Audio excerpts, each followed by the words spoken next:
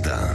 Bien, il est 11h05. 11h05, nous poursuivons évidemment après cette nouvelle soirée, nuit de colère, violence, avec ces saccages, ces pillages. Nous avons plusieurs invités qui vont pouvoir réfléchir avec nous, témoigner aussi. D'abord Michel Auboin, qui est ancien préfet, auteur du défi d'être français, le défi d'être français aux presses de la Cité. Bonjour. Bonjour. Je rappelle Michel Auboin que vous connaissez bien tous ces sujets, puisque rappelez-nous votre passé. Oui, professionnel. Je connais assez bien les sujets des quartiers parce que j'ai longtemps travaillé sur le sujet, à la fois sur le terrain, mais aussi j'ai travaillé d'un point de vue théorique sur les violences urbaines dans les années 90, donc c'est déjà assez ancien. J'étais dans l'Essonne en 2005, donc j'ai vécu directement les grandes crises de novembre 2005. Et puis j'ai été directeur de l'intégration des étrangers en France, et donc j'ai approché la question du côté de la nationalité, du côté d'intégration, ce qui m'a permis d'avoir une vue assez large, je crois, sur le sujet. Donc quelqu'un qui sait de quoi il parle. Et vous savez que j'aime bien, dans ces débats, entre 11h et midi, mettre autour de la table des personnes qui connaissent le sujet. Et non pas des personnes qui sont là invitées pour faire le nombre et qui parlent de tout sans rien connaître. Reda Didi est avec nous aussi. Bonjour. Vous êtes cofondateur de l'association Graines de France, dont l'objectif est de faire se rencontrer et dialoguer des policiers et des jeunes des quartiers prioritaires de la ville. Alors, nous allons poser plein de questions. Entre autres, vit-on une américanisation de la France? La nouvelle génération qui vit dans les banlieues est-elle plus violente? La police est-elle devenue un ennemi à abattre? Comment rétablir l'ordre? Peut-on parler d'insurrection? Quel rapport avec les émeutes de 2005? Ces questions et tant d'autres vont être posées entre 11h et midi. Mais tout de suite, nous allons commencer avec un témoignage, celui de Karine Franclet, qui est maire d'Aubervilliers. Karine Franclet, bonjour. Bonjour. Merci vraiment d'être avec nous, Karine Franclet. Maire d'Aubervilliers. Dans votre ville aussi, il y a eu de grosses violences hier soir. Je crois que le dépôt de bus d'Aubervilliers a été incendié et la piscine, le chantier de la piscine olympique aussi endommagé. C'est cela ? Oui, tout à fait. Alors, on a malheureusement subi une deuxième nuit de violence avec cet incendie de 12 bus de notre dépôt de bus du fort d'Aubervilliers qui a également impacté le chantier de notre piscine olympique. Alors, fort heureusement, l'incendie a été circonscrit. On a des dégâts légers sur la façade de la piscine, mais notre piscine a été sauvée. Et moi, ce matin, c'est un sentiment de colère et d'écœurement parce que on ne peut pas réclamer justice en détruisant comme ça le bien commun. Ce matin, ce sont des mamans qui n'ont pas pu déposer leurs enfants à l'école. Ce sont des plein d'habitants qui n'ont pas pu aller travailler. Et alors, au jour où on se bat pour rattraper le retard en équipement public dans ma ville, eh bien, ils viennent saccager des équipements publics et donc ils viennent détruire le bien commun. Alors, bien sûr, on peut comprendre l'émotion d'une maman qui a perdu son fils, mais aujourd'hui, la République fonctionne. Le policier est en détention provisoire et c'est pas en pillant, en faisant une guérilla urbaine qu'on viendra rétablir la justice. Oui, la République fonctionne et la justice, pour l'instant, fait son travail et on ne va pas effectivement porter d'accusation dans un sens ou dans l'autre concernant l'affaire en elle-même. Laissons la justice travailler. Regardons ce qui s'est passé hier soir, Karine Franclet. Vous étiez ça a commencé comment à Aubervilliers? Écoutez, ça commence toujours de la même manière, vers 23h, 23h30, où on a affaire à des jeunes extrêmement bien organisés qui allument des incendies à plusieurs endroits de la ville. Alors fort heureusement, notre police nationale et notre police municipale qu'on a créée depuis 3 ans est extrêmement bien coordonnée. Hier soir, par chance, on avait tout de suite l'appui d'une brigade de CRS, mais malheureusement, face à un tel embrasement, on n'a pas pu empêcher le départ de feu au niveau des dépôts de bus. D'où venaient ceux qui ont mis le feu, qui ont saccagé et pillé? D'où venaient-ils et qui étaient-ils? Très jeunes, aussi à Aubervilliers? On peut pas. Là, On a eu les retours de la nuit précédente. On a des jeunes à partir de 14 ans, un peu sans doute aussi beaucoup plus vieux. Mais là, on n'a pas une typologie précise à l'heure d'aujourd'hui. Là, on est en train de gérer la crise et réparer les dégâts. De gérer la crise et réparer les dégâts. Et vous craignez pour ce soir, pour samedi soir, pour le week-end? Évidemment, on craint, et moi ce qui m'inquiète aussi, c'est qu'il n'y ait pas un appel au calme commun de toute la classe politique. Et quand je vois les positions de partis extrêmes ne pas appeler à l'apaisement, je trouve ça absolument dangereux et indigne. Karine Franklé, c'est ce que je disais à Carlos Martins Bilongo, qui était mon invité juste avant vous. Seulement, la classe politique, vous savez, ces jeunes s'en moquent totalement, quel que soit le bord politique. Non, Karine Franklé, vous pouvez lancer tous les appels que vous voulez. Est-ce qu'ils vous écouteraient?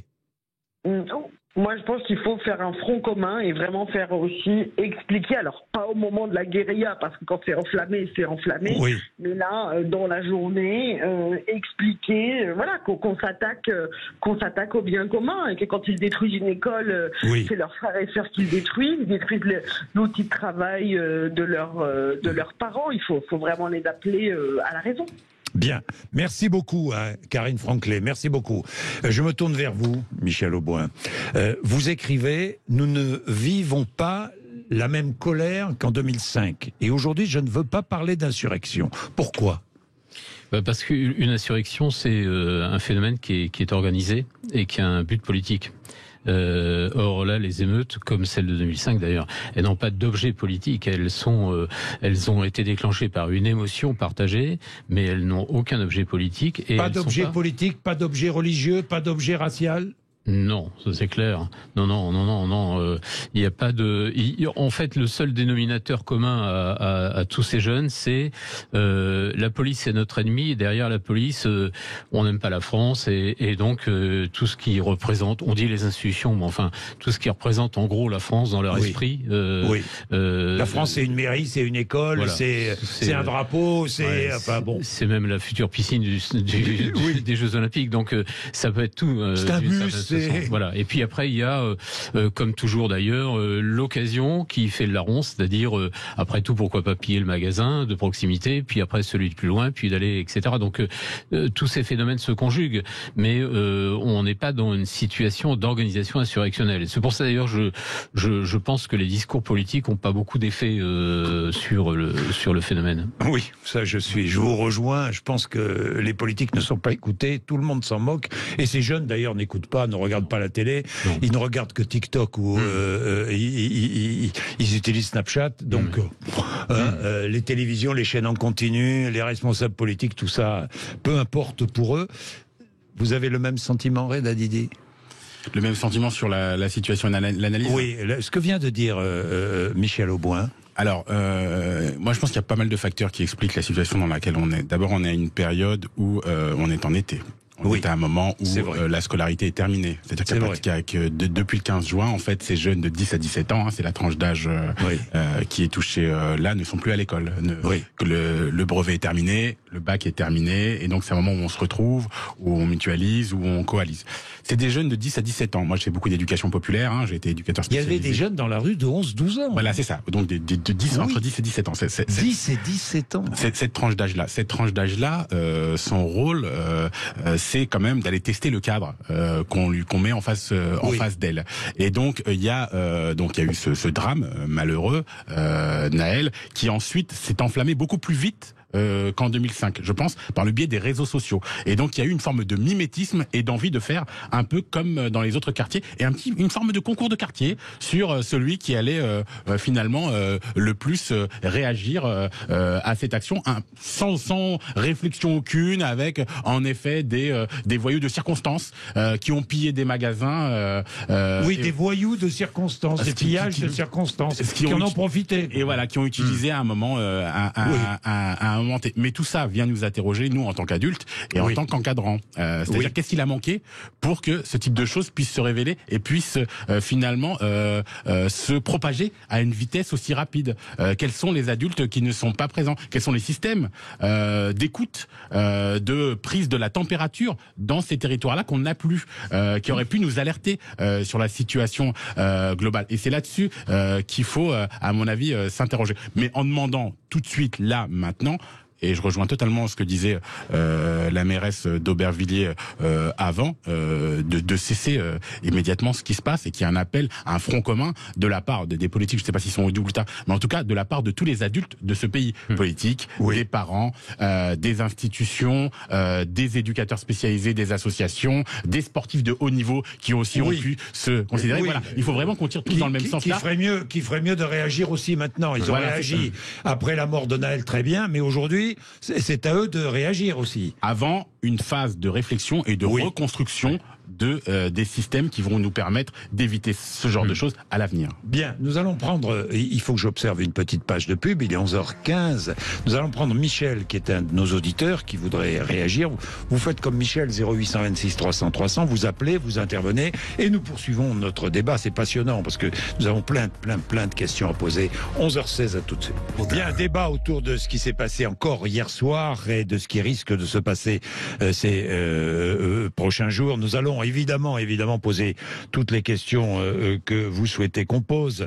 La police, est-elle devenue un ennemi à abattre? Là, Reda Didi va répondre. Reda Didi, qui est cofondateur de l'association Graines de France, dont l'objectif est de faire se rencontrer, dialoguer des policiers et des jeunes dans des quartiers prioritaires de la ville. Michel Auboin est avec nous aussi, ancien préfet, auteur du défi d'être français aux presses de la cité, qui connaît parfaitement tous ces phénomènes d'émeutes, de crise. Michel est l'un de nos auditeurs. Bonjour Michel. Oui, bonjour Jean-Jacques. Bonjour à tous. Bonjour Michel, qu'est-ce que vous vouliez dire? Moi je trouve que c'est scandaleux tout ce qui est en train de se passer dans ces banlieues françaises et un peu partout en France, là. Parce que de détruire, de brûler des écoles et des bibliothèques, tout ça, c'est vraiment montrer qu'on n'a pas grand-chose dans sa tête. Parce que s'il était un petit peu intelligent, il serait plutôt fier de pouvoir aller à l'école et de pas aller faire les cônes à la rue, aller faire du shit et d'agresser les gens comme ils savent le faire, quoi. C'est des gens qui réclament le respect, mais eux, ils respectent personne. Donc ça commence à bien faire. Il faut qu'ils arrêtent les conneries maintenant et qu'ils rentrent chez eux et qu'ils réfléchissent un peu avec les neurones qu'ils ont un peu dans leur cerveau, quoi. Parce que moi, je suis fils d'immigrés. Moi, mes parents toujours m'ont dit d'aller étudier, de pas aller faire le con à la rue. Maintenant, c'est aussi aux parents de tous ces jeunes-là de parler à leurs enfants qu'ils arrêtent de faire les cons, quoi. Et la gauche, là-dessus, Mélenchon, il est complètement discrédité parce que les gens, ils vont se détourner de LFI parce que c'est n'importe quoi, là, les discours qu'ils tiennent, ces gens maintenant. Et donc, il faut qu'ils arrêtent un peu les frais. Plus on met d'argent public dans ces quartiers, et plus au bout d'1 an ou 2 ans, tout est détruit. Franchement, c'est honteux de voir tout ce qui se passe, quoi, pour des gens qui respectent pas la loi, qui respectent pas la société et qui respectent pas personne, quoi. Donc, il y a un truc. Merci Michel. Merci Michel, vous êtes finalement un peu le porte-parole de beaucoup de Français qui sont comme Michel. Ah, vous comprenez Michel, Reda Didi? Oui, je comprends Michel et je comprends la situation. Le sujet, c'est comment on sort de là. Oui. Et comment on évite d'en arriver là. C'est moi le sujet c'est l'objectif que j'ai en tête, en fait. Après, on peut... Alors, justement, je vais vous poser des questions. Oui, c'est le sujet. Le rapport entre les jeunes, ces jeunes-là, cette génération et la police, vous faites tout pour essayer de rapprocher la police de cette génération-là. Vous faites tout avec votre association. Comment ça se passe? Est-ce que vraiment les jeunes détestent la police et est-ce que la police est devenue un ennemi, je le disais, un ennemi à abattre? Non. Non. Les jeunes ne détestent pas la police. Les jeunes ont une méfiance une défiance vis-à-vis de la police, une méconnaissance du travail de policier, une méconnaissance de ce qu'il y a derrière l'uniforme, l'humain qu'il peut y avoir. Les situations de dialogue concret, nous, sont travaillées. Hein. On travaille à la journée avec des auteurs, des comédiens, on passe par le théâtre, on passe par l'écriture, on passe par le sport de haut niveau avec des champions du monde, on passe par la libération de la parole avec des journalistes qui vident dans leur sac pour ensuite accueillir les policiers en fin de journée à 16h et pouvoir avoir un dialogue entre 1h et 1h30 où là, il n'y a pas de questions tabou, un peu comme dans votre émission. Il y a pas, on se dit tout, mais on se respecte les uns les autres. Et ça s'est toujours bien passé. Hein. Nous, on a fait Nîmes, on a fait Avignon, on fait toute la banlieue parisienne, Sarcelles, Nanterre, Louvre, Fos, on fait Paris. Enfin voilà, il y a vraiment pas de sujet. Et j'ai jamais vu de dérapage sur cette question-là. Des gens qui étaient alors une petite proportion qui n'était pas toujours convaincue des propos qui étaient tenus par les policiers, mais souvent des jeunes qui repartaient avec plus de questions que de réponses, et des policiers qui repartaient aussi avec plus de questions que de réponses. Et nous, dans ces cas-là, on a gagné si on arrive à sortir une minorité. Pourquoi aussi? Parce que vous avez porté attention à ces jeunes aussi, peut-être, non? Oui, porter attention, mise en place une méthodologie, avoir l'attitude qu'il faut, savoir imposer un cadre et des règles, savoir créer un espace de dialogue sécurisé pour les uns et les autres. Un cadre et des règles. Où tout le monde se sent bien. C'est-à-dire que les policiers aussi avaient une forme de méfiance et de défiance vis-à-vis de ces populations-là, à aller sur ces territoires et à venir dialoguer. Et au sortir de là, ils étaient très étonnés finalement des propos et de la capacité à pouvoir échanger avec les jeunes et les habitants. Parce qu'on fait ça avec les jeunes, mais on fait ça aussi dans un second temps le soir, ensuite avec les parents et les habitants, pour que cet échange puisse se poursuivre au sein de la cellule familiale. Mais, vous savez ce que c'est, ces jeunes-là dont on parle, hein, Michel Auboin. Ils ont, vous le disiez, entre 17 ans, bon, 11 ou 12, 10, 11, 12, 13, mais la majeure partie, 15, 16, 17, ou 14, 15, 16, 17, ils jouent aux jeux vidéo, le plus, c'est presque un jeu vidéo réel, ce qui se passe là. Non? Oui, ça ressemble beaucoup à ça. D'ailleurs, ça se déclenche exactement de la même façon. C'est-à-dire, on se met en groupe et on va faire la guerre et on va gagner des territoires, etc. Non, c'est très très semblable. Et puis il y a la violence quand même, qui est plus grande. La violence, elle est plus grande dans la société en général, hein, pas uniquement dans les quartiers. Hein. Clairement, elle est plus grande et on peut le voir tous les jours. Simplement, eux, ils sont dans une situation, je dis les adolescents en général, hein, pas uniquement ceux qui vivent dans les quartiers. Les adolescents en général sont en contact avec une violence liée aux images. Hein, globalement, je me souviens dans des affaires de Rix, par exemple, les maires qui étaient outrés, des élus, hein, qui étaient outrés de voir les images que regardaient des jeunes garçons ou filles de 12, 13 ans sur les réseaux sociaux, quoi, d'hyperviolence, des scènes de viol, des choses comme ça, quoi.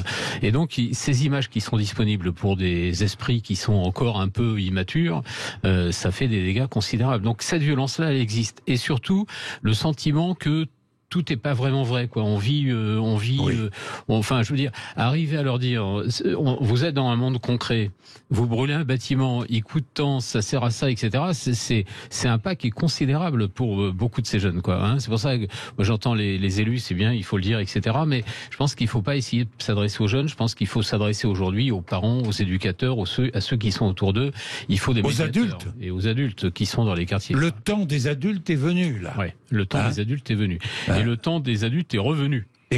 Parce que ce qu'on se disait tout à l'heure, et ce qui est vrai, c'est qu'entre 2005 et aujourd'hui, on a perdu beaucoup d'intervenants dans les quartiers et que on va mettre plus de temps encore à retisser les liens entre les plus jeunes et le monde des adultes. Très intéressant aussi. Pierre témoigne. Bonjour Pierre.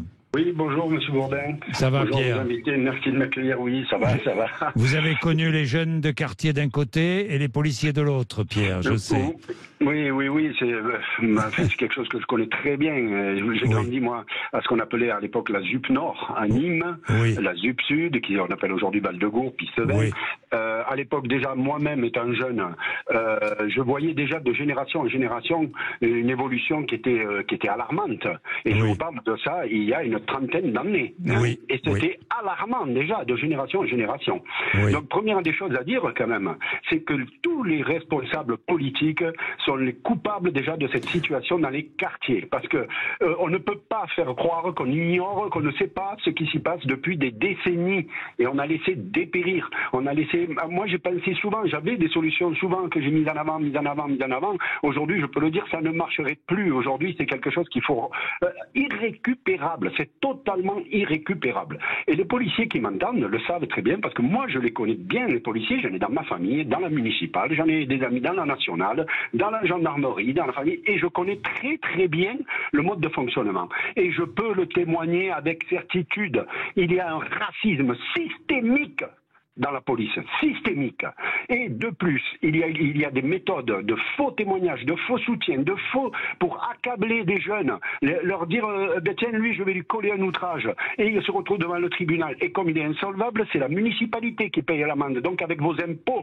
Et donc, en fait, ça, ce sont des systèmes, des procédés mafieux pour se faire des primes. Et eux, ils arrondissent leur fin de mois par ce système-là. Et ce sont des policiers. Donc, c'est une honte. Et deuxièmement aussi, il faut comprendre. Ce n'est pas simplement, malheureusement, la mort de ce gamin, qui est évidemment horrible, le comportement de ce policier. Mais rendez-vous bien compte que s'il n'y avait pas eu de vidéo, il y avait déjà une écriture en faux, un faux témoignage, c'est-à-dire encore des systèmes mafieux et hors la loi, et ce comportement est imputable à la police. Donc, si la police n'est pas respectable, elle ne peut pas être respectée. C'est gravissime. C'est vrai, Pierre, mais vous ne pouvez pas. La police doit être respectée et respectable. Tout le monde est d'accord. Hein, respectable et respecté dans l'ordre. On est bien d'accord. On est bien d'accord. Mais vous n'allez pas imputer tous les mots à la police non plus, Pierre. Mais alors justement, justement. Oui. Parce que si vous voulez, depuis qu'il y a de plus en plus de vidéos et de réseaux sociaux et autres, on ne peut pas ignorer tous ces comportements qui sont hors cadre légal. Quand on tape quelqu'un sans même l'interpeller gratuitement, on crée du ressentiment en permanence à force de voir toutes ces images qui sont hors cadre légal. Un policier qu'on ne retrouve même pas, on ne sait pas qui c'est. Il a tapé gratuitement quelqu'un et puis finalement on ne le retrouve pas, on ne sait pas qui c'est. Drôle de police quand même, soit dit en passant. Dans tous les cas, je vous interromps, Pierre, parce que il est 29, presque 30, il faut que je fasse un peu de pub. Dans tous les cas, là, en l'occurrence, la justice travaille et me semble bien travailler. Enfin, bien, je ne veux pas porter d'appréciation sur le travail de la justice. Elle travaille et elle avance. On lui reproche tellement, bien souvent, d'être lente, à juste raison d'ailleurs. Là, elle travaille. Qu'est-ce que vous en pensez, Michel? Oui, non, la justice travaille. On va voir aussi l'IGPN qui va commencer à faire des investigations, parce qu'on dit, on a dit heureusement qu'on avait des vidéos, etc. Même sans les vidéos, la justice aurait travaillé, elle aurait trouvé la solution. On verra ce qu'il sur une affaire comme ça, c'est sûr. Après, la question de la relation, c'est vrai, entre la police et une partie de la population, ou même peut-être parfois toute la population, c'est une question qui doit sur lesquels on ne doit pas avoir de tabou. Il faut aussi la revisiter. C'est vrai. Parce que c'est vrai qu'il y a des façons de s'adresser à la population. Alors, il y a des codes déontologiques qui existent, mais enfin, il y a des façons de s'adresser à la population qui parfois sont pas tout à fait appropriées. Après, faites attention quand même. La police, c'est quand même le dernier rempart de nos institutions dans ce genre d'affaires. Et il faut pas non plus désespérer la police, parce qu'on en a tous besoin. Bien sûr. Bien, il est 11h30. Merci beaucoup, Pierre. On prendra Thierry tout à l'heure, qui veut nous parler des parents, lui. Où sont-ils? C'est incompréhensible. Bien, mais j'ai Reda Didi est avec nous, Michel Auboin aussi. Allez, un peu de pub et à tout de suite. Il est 11h33. Allez, Michel Auboin, Reda Didi sont avec nous et vous tous. Alors, nous allons reprendre un auditeur, Thierry, qui est en Haute-Garonne. Bonjour Thierry, vous êtes enseignant, mon cher Thierry. Oui, bonjour. Merci vraiment d'être avec nous. Allez-y, qu'est-ce que vous vouliez dire? Alors moi, il m'est arrivé une affaire un petit peu similaire quand j'étais jeune, puisque j'étais en moto et j'ai été menacé d'un pistolet par un gendarme. Voilà. Et je veux dire, j'ai pas pris la fuite. Je veux dire, si j'étais pas dans mon tort et j'ai une certaine éducation qui fait que bon, ben à ce moment-là, on a quand même une certaine attitude à avoir, quoi. Voilà. Donc ça c'est la première chose que je voudrais dire. Oui, on va pas faire le procès ici des uns ou des autres. Hein. Non. Parce que je laisse la justice. Vous savez, je me garde bien. Je fais très attention. Hein. Depuis le début, je fais très attention. Oui, donc allez-y. Vous vouliez parler des parents, Thierry. Il y a des gendarmes qui sont pas bons, des enseignants, des bouchers, tout ce qu'on veut. Mais il y en a des respectables et ils font très bien leur travail. Voilà ce que je voulais dire déjà sur les gendarmes. Ensuite, au niveau des enfants, qu'est-ce qu'ils faisaient ce gars? Alors, c'est malheureux ce qui s'est passé. C'est très malheureux, je suis parent. C'est très malheureux ce qui s'est passé. Mais qu'est-ce qu'il faisait ce gamin de 16 ans ou 17 ans à conduire une voiture, et dehors, voilà. Bon, ce qui m'intéresse, Thierry, ce matin, très bien, oui, on s'est posé la question hier, avant-hier, effectivement. Mais ce qui m'intéresse, Thierry, ce matin, c'est les émeutes, sur les émeutes, mais alors, oui, mais c'est ça. Alors, quand j'entends dire des gamins de 10 ans, 12 ans, 15 ans qui sont dehors en train de faire... Mais moi, mes enfants, ils sont jamais sortis après 11 heures du soir à faire quoi que ce soit, même aller s'amuser. Mais je comprends pas que font les parents. Ils sont responsables de leurs enfants qui ont cet âge-là. C'est la question que nous nous posions. Michel Auboin, vous aviez des réponses. La population très jeune de ces quartiers qui s'enflamment a changé au fil du temps. Oui, elle a changé au fil des générations parce que on a aujourd'hui, alors les proportions sont pas connues parce que les statistiques on les fait quartier par quartier, mais on les agrège pas, donc on sait pas le dire sur l'ensemble de la France. Mais on a une grande partie de la population juvénile, je parle des enfants et des plus jeunes, qui sont issus de l'immigration africaine, subsaharienne et pas maghrébine comme dans l'imaginaire collectif, quoi. Mais clairement, ça c'est complètement évident. Alors qu'est-ce que ça change?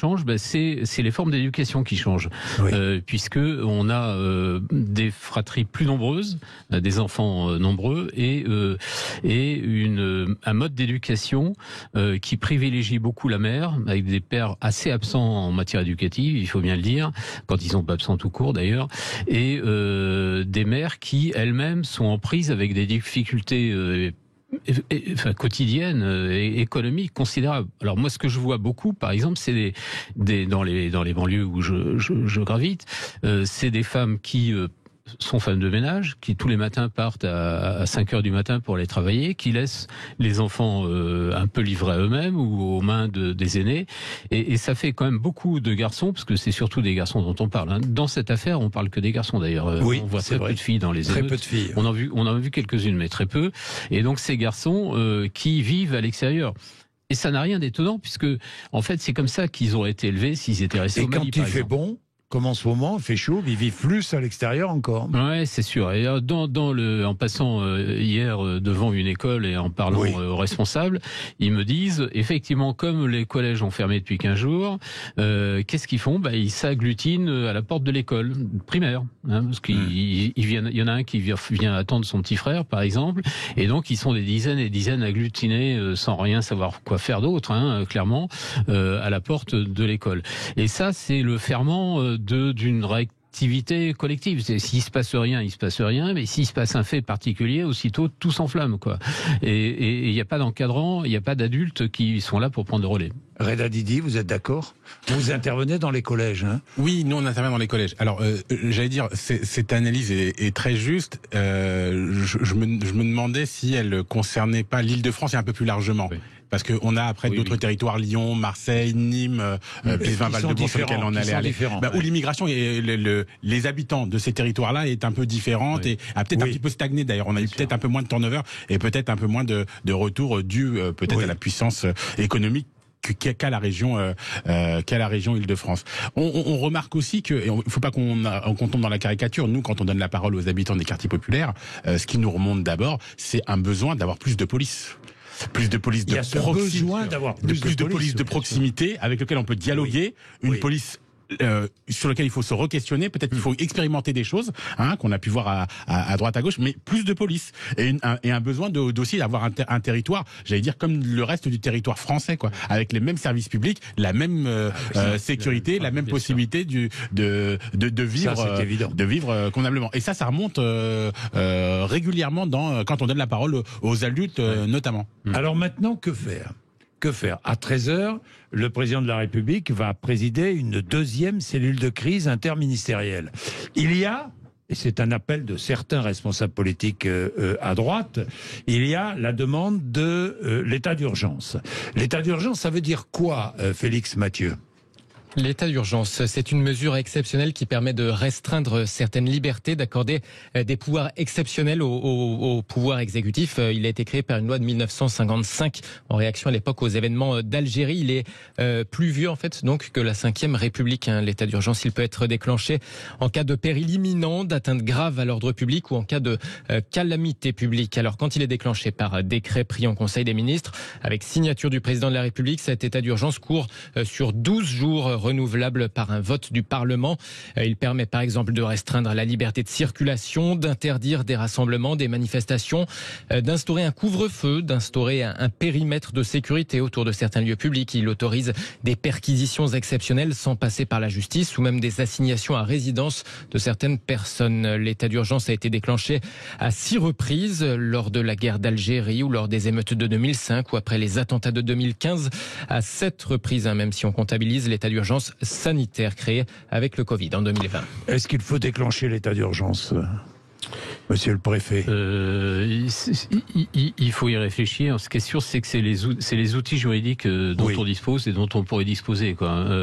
Et puis, il faut être absolument sûr de pouvoir le faire respecter. On n'est pas dans le Covid. Là. Le Covid, on a dit tout le monde reste chez soi. D'une certaine façon, tout le monde est resté chez lui, quoi. Là, c'est pas du tout. C'est pas parce qu'on décrète l'état d'urgence que les jeunes qui ont envie de sortir ne sortiront pas. Voilà, c'est pour ça. Et puis on a d'autres problèmes techniques qui sont graves. On a interpellé quelques centaines de jeunes, mais une fois qu'on les interpelle, on les met où ? Parce que, pardon de dire, mais la plupart des commissariats, ils sont déjà saturés. On va pas les mettre en garde à vue, surtout quand ils ont 13 ans. Donc en 2005, ils étaient alignés dans des couloirs.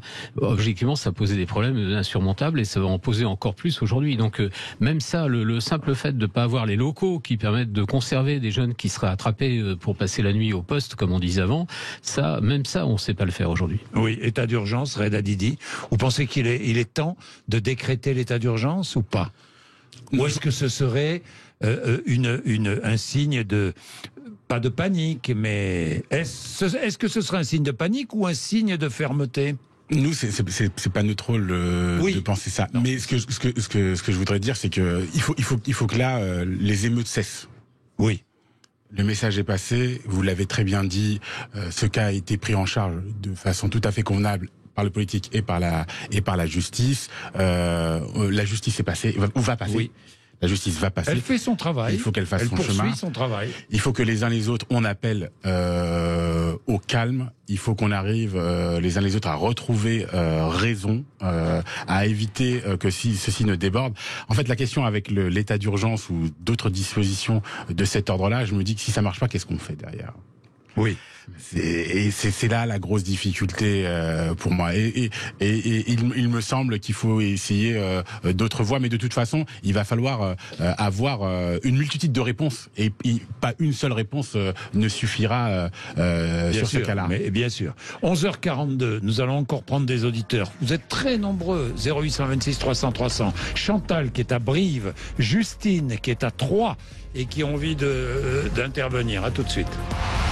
Il nous reste 10 minutes, très vite. 2 témoignages de 2 auditrices, parce que vous êtes prioritaire, vous le savez. Chantal, par exemple, qui est à Brive-la-Gaillarde, en Corrèze. Chantal, très vite, parce qu'on a beaucoup de choses à dire encore. Allez-y, Chantal, bonjour. Oui, bonjour, Sud Radio, bonjour, Monsieur Bourdin. Le témoignage, ça n'en est pas. Alors, allez-y, c'est une remarque.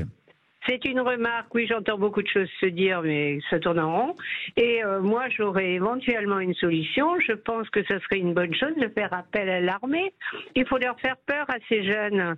Alors, il faudrait effectivement les moyens importants, comme une guérilla.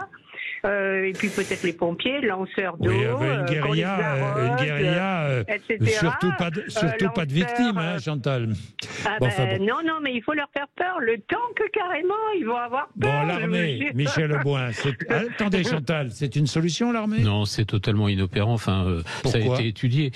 Ça a été étudié, c'est les méthodes d'intervention de l'armée. D'abord, en termes d'image, franchement, il vaut mieux utiliser des forces républicaines, hein, la police ou la gendarmerie, et les polices municipales, mais en plus en termes de opérationnel. Enfin, ça le maintien de l'ordre, l'armée ne sait pas faire. Mais bien sûr que non. Tout ça, c'est quand même des techniques compliquées. La France, c'est un des pays qui a inventé le maintien de l'ordre sans blessés et sans morts. Mais c'est des années de travail, donc on peut pas. Alors par contre, là où on pourrait utiliser davantage, c'est des moyens militaires. Je pense aux hélicoptères, par exemple, parce qu'à chaque fois, on se heurte à ce problème. La police n'a pas d'hélicoptère. Je trouve ça scandaleux, je le dis publiquement. À chaque fois, on réquisitionne des hélicoptères de la gendarmerie ou des pompiers pour circuler au-dessus des quartiers. Les hélicoptères, c'est absolument essentiel sur ce type de phénomène. Justine. Oui, je suis là. Bonjour. Bonjour Justine. Bonjour Justine. Bon, alors écoutez, moi, c'est sûr que tout le monde est un petit peu révolté. L'état d'urgence, je vais faire rapide sur 2 jours, oui, pourquoi pas, mais ça va recommencer. Le problème, il est à la base et ça fait des années et des années que ça dure. Donc, il faudrait qu'il y ait un peu moins de laxisme. Je ne détiens pas la solution. Mais des enfants de 13 ans qui n'ont pas de référence parentale, qui sont abandonnés, comment voulez-vous qu'ils réagissent, ces enfants-là? Ils sont dans la précarité, tout est difficile pour eux. Je les excuse pas, absolument pas. Mais il va falloir qu'on agisse quand même. Je ne sais pas par quels moyens, mais je vais vous dire, pour faire vite, regardez, obtempérer, c'est normal, on s'arrête, on donne les papiers. On le fait pas, c'est pas une raison pour qu'on lui tire une balle dans la tête. Mais quand on n'a rien à se reprocher, on arrête. Donc c'est un enfant de la République. Il est où le problème? Qu'est-ce qui se passe? Alors on veut dire l'état d'urgence sur 2 jours, des assignations à résidence, mais ça fera rien interpeller des enfants de 13 ans, on peut rien faire. Donc il est vrai que moi aussi, ça me révolte tout ce qui se passe. Mais il n'y a personne qui prend de décision. Comme disait le district avant, l'armée arrosée, bah oui, on peut mettre le feu, on peut mettre des bombes. Enfin, on n'est pas, c'est pas la guérilla. Mais la solution, je ne la connais pas. Mais la solution, elle est à la base. Il y a un problème d'immigration. Vous avez raison, Justine. Alors, reprendre, il y a aussi une solution. Merci, Justine, dont vous parliez, qui me paraissent très intéressantes. Vous parliez tous les deux de cela. Reprendre l'espace public. Qui, ce soir, demain, ces jours prochains, devrait reprendre l'espace public? Je pense que d'abord, la question ne peut se régler qu'au niveau local. C'est-à-dire qu'il n'y a pas de solution nationale dans cette affaire. Parce que la vision, il faut faire attention, on a un discours politique qui est global, mais en fait, la vision du jeune, c'est mon quartier. Oui. Et donc, certes, il va regarder ce que font les autres, mais c'est d'abord mon quartier. Il y a un phénomène de mimétisme, d'un quartier à l'autre, d'une commune à l'autre. C'est des quartiers qui se battent entre eux, faut pas oublier, il y a des rixes régulières et parfois mortelles, donc entre les quartiers. Donc ils ont une vision du quartier. En général, ils sortent pas de leur quartier. Et d'ailleurs, ils ont un peu de mal à savoir ce qui se passe autour de leur quartier. Certains ignorent même la commune dans laquelle ils habitent. Donc c'est vraiment le quartier, le point de base. Donc c'est dans le quartier. Et donc dans chacun des quartiers, il faut trouver une solution adaptée à chacun des quartiers. Et dans chacun des quartiers, ce dont on a besoin, ce sont des adultes, clairement. Les adultes. Les adultes, oui. Les adultes, quels qu'ils soient. Oui. C'est-à-dire qu'on reprend l'espace public et on va manifester. Oui. Les adultes vont manifester. Qui sont ces adultes qui pourraient aller manifester, Reda Didi? Mais c'est tous les adultes qui composent une société, qui composent la commune. C'est-à-dire qu'on a trop laissé l'espace public et c'est vrai, nous-mêmes, aux jeunes. C'est ça. Et nous-mêmes, notre génération a eu du mal et a encore du mal à intervenir dans l'espace public, alors que nous, quand on était plus jeunes, n'importe quel adulte qui vous remettait en place parce que vous aviez fait une petite bêtise, ça ne posait aucun problème à personne. C'est vrai. Et qu'aujourd'hui, tout ça, ça s'est perdu par des craintes, par des divergences, par des gens qui se connaissent un peu moins, par des difficultés. Et je pense que si on laisse cet espace-là libre à des bandes de jeunes qui le prennent comme un terrain de jeu pendant toute une soirée à jouer au chat et à la souris avec la police en cassant et en bénant, ça marchera pas. C'était une initiative notamment du maire. Donc les maires devraient lancer un appel à tous les adultes de leur commune, de dire voilà, allez manifester ce soir, demain soir, allez reprendre l'espace public. Alors, en s'appuyant aussi sur les autorités religieuses. Est-ce qu'elles jouent un rôle si important que ça? Attendez, lorsque je pense à autorités religieuses, je pense aux musulmans, mais pas qu'aux musulmans. Hein. Je pense aussi à maintenant les évangélistes qui sont très influents. Hein. Oui. Non, alors je sais bien, dans la République laïque, on a toujours du mal à parler avec les autorités religieuses, mais là je crois qu'on fera pas l'économie de ce dialogue. Donc elles sont écoutées par une grande partie de la population, ces autorités religieuses. Elles ont un pouvoir. Alors c'est effectivement les autorités musulmanes, c'est les églises évangéliques, c'est quand même, il y a une population catholique aussi assez nombreuse dans les quartiers, parce que on a une vision très étrange des quartiers, mais enfin on a des religions qui correspondent aux immigrations qui ont peuplé les quartiers. Donc on a une population, par exemple congolaise, très catholique et très pratiquante d'ailleurs. Donc je pense que ces autorités religieuses doivent être sollicitées. Je vois pas très bien comment on pourrait faire autrement. En tout cas, ce qui est sûr, c'est que ça peut pas être un problème de police contre les jeunes, quoi. Je veux dire, il faut une médiation. Il faut que les adultes interviennent. Il faut que les adultes qui sont responsables interviennent. Ben, évidemment. Et puis et je pense aussi, et les responsables des trafics. Alors là, c'est l'autre sujet. Dans cela, évidemment, on va pas traiter avec eux. Non. Mais non. Eux, ils ont tout intérêt à ce que ça s'arrête, clairement. Parce que dans l'affaire, ils vont perdre beaucoup de chiffre d'affaires. Et on voit bien, d'ailleurs, les quartiers où le trafic est très important sont en général ceux dans lesquels on n'a pas beaucoup de problèmes d'ordre public. Hein, là, hier soir, on le remarque ou pas? Oui, enfin, faudrait faire la statistique, mais enfin, comme ça, intuitivement, j'ai l'impression que c'est toujours le cas, quoi. Donc, toujours le cas. On voyait bien. Et d'ailleurs, dans les quartiers nord de Marseille, il n'y a pas eu beaucoup d'émeutes, alors que les émeutes ont eu lieu dans le centre de Marseille. Ouais, j'y pensais, parce que dans les quartiers nord, on se tue beaucoup, mais on met pas le feu aux bâtiments publics. Oui, on met pas le feu aux bâtiments. Ouais. On se tue. C'est le stade plus élevé. Reda Didi, vous êtes d'accord? Les adultes doivent aujourd'hui, mais dans l'urgence là, est-ce que c'est pourquoi est-ce que le président de la République ne lance pas un appel justement là à 13h, puisqu'il réunit, et il va prendre la parole, j'imagine. Pourquoi est-ce qu'il ne lance pas un appel justement à tous ces adultes de tous ces quartiers? Mais en effet, je pense que cette vision de reprendre l'espace public par tous les adultes de bonne volonté qui vivent dans les quartiers, sur ces villes où ça a débordé hier, où les émeutes ont été le plus aigus, on doit les reprendre. Et je pense pas qu'il faille aller vers l'annulation de manifestations. Au contraire, il faut être présent, il faut montrer qu'on est là, et il faut pas laisser. Mais moi, je serais le maire d'une ville qui a été mise à feu et à sang la veille. J'appellerai à la manifestation. J'appellerai à la manifestation. Ça doit être la réponse. Des adultes. Absolument. Ce sont les maires qui doivent coupler à ça. Coupler avec l'État. Voilà, coupler avec l'État, coupler avec des appels de tous les politiques, tous les sportifs, toutes les personnes, tout ce qu'on s'était dit avant, qui doivent refaire un appel, au calme. Et puis mettre ces 500 000, je sais plus combien, qui met de l'huile sur le feu. Évidemment. Et mettre ensuite un programme où il faut qu'on ait une réflexion un peu plus large sur cette question de la relation police-population et sur d'autres questions sur ces territoires pour éviter que cela ne se reproduise. Merci beaucoup, messieurs. C'était passionnant. C'est passionnant. Je vais recevoir Latifa Ibn Ziaten juste après, qui se bat dans son coin, qui est désespérée un peu parce qu'elle a été prise à partie elle aussi hier lors de la marche blanche en hommage à Naël. Elle sera là après les informations de midi.